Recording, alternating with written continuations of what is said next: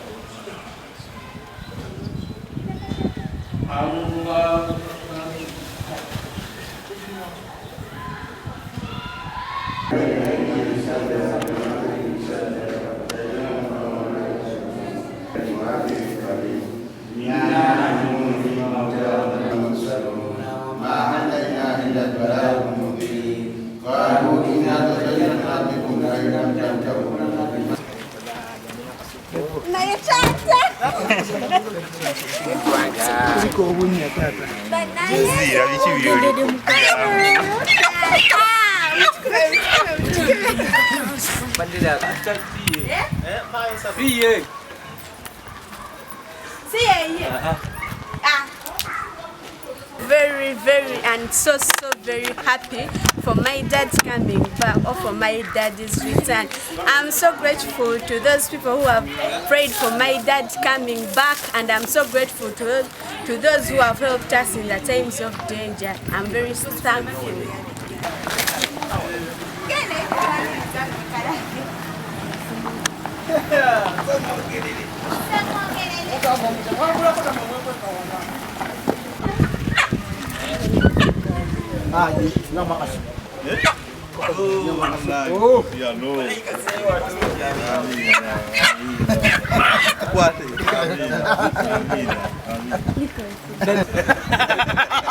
Unajua kunchosa na ndenze kupapa wanze. Ndio bora komyeo.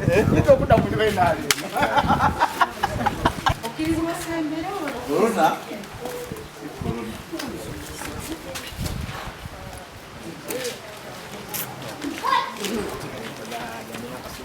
Na yachata. Kuliko ubunya tata. Zira bichibyo.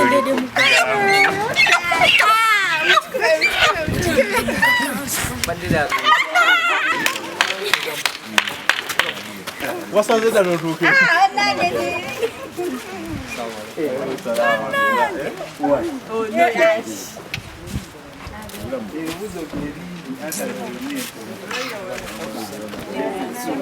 Nebaza ne Katonda obeera nti amukuumye nga mulamu n'asobola okukomawo, naye yennyini ne mukubiriza obutava Katonda nga wabadde ebbanga lyonna. So tuli wano nga tuli basanyufu mbeera omuntu omulala yenna bwe yali badde.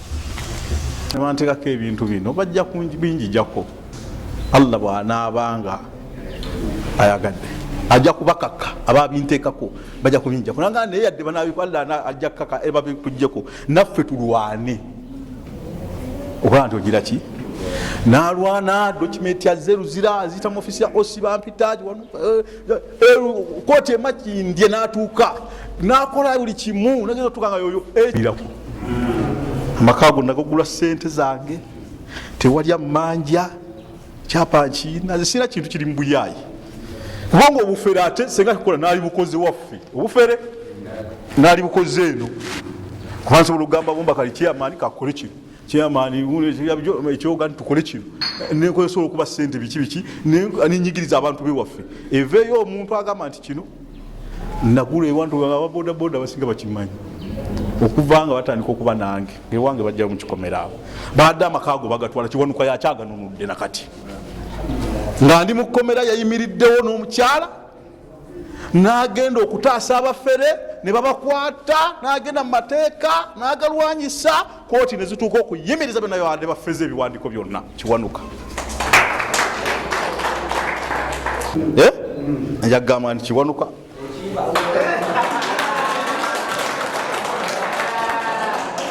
kubanga bannaffe abantu beno mukikakasa bawalimu bawe bakadde bange nga tuleeta omubaka ali mu palamenti Duwa sifunangako bubaka okuva wenakwatibwa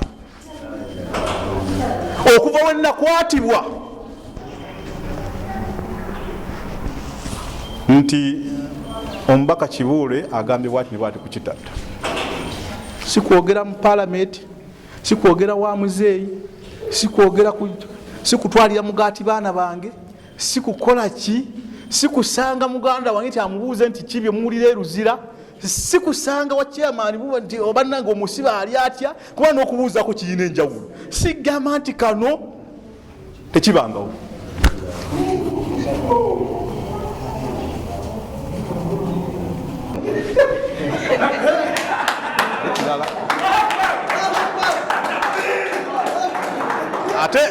ate nja kwogera wali munde batujja kwogera naye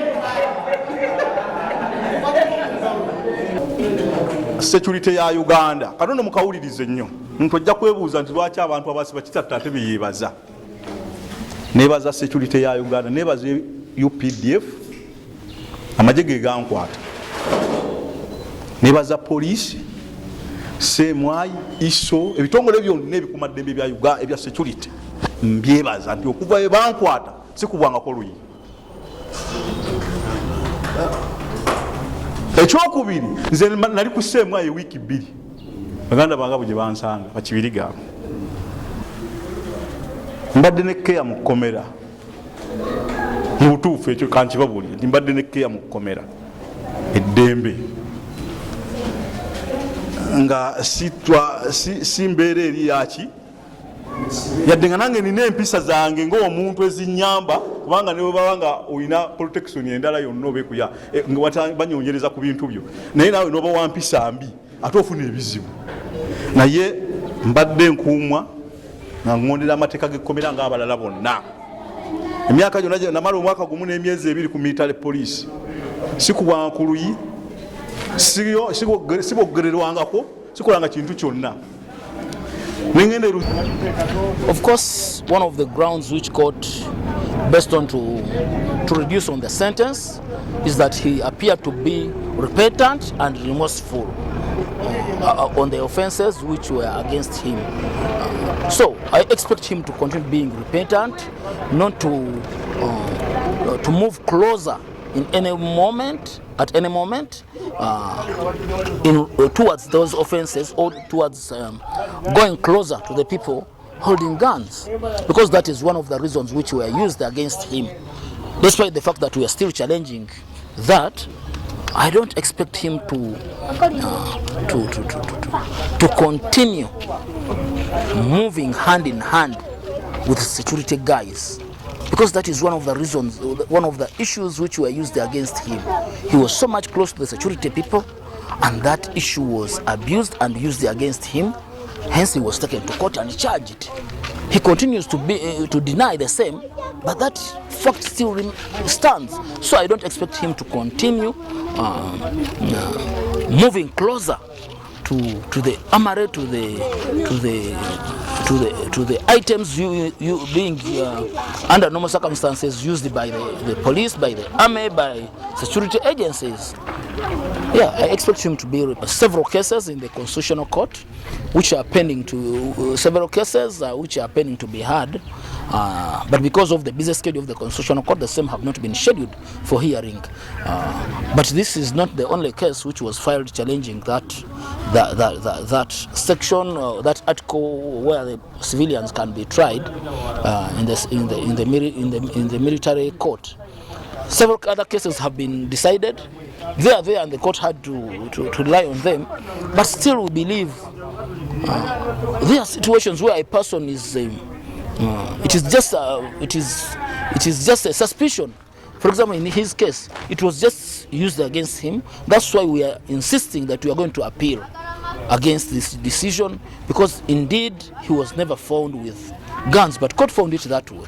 So we are going on to the second appeal in that regard. Pending against him, my instructions were basically to handle this appeal. Other cases pending against him, I'm not aware. And I'm not the lawyer handling them. Me specifically, I was given this matter. As far as other matters are concerned, I'm not aware. Maybe you can ask other lawyers who are concerned about them. But in any case, he can be served. The procedure is once you are served, you have to go and attend court. That's it. Omuntu yenna wamala okusibwa ng'asingisibwa omusango, kooti era ebimu ku byesuubira byegendererwa byesinziirako okumuwa ekibonerezo omuntu oyo kubanga alabibwa nti abadde repentant oba nti mwetoowaze alabika nga yeekubye mu kifuba.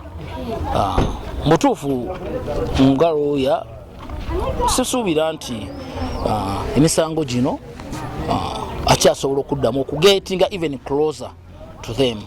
Wadde ate era wadde gyamusingisibwa twafunye the instructions okugenda mu maaso okujulira, naye nkisuubira nti ebikolwa byonna ebiriraana okumpi n'emisango gino simusuubira kubanga agenda kuddamu okubisemberera.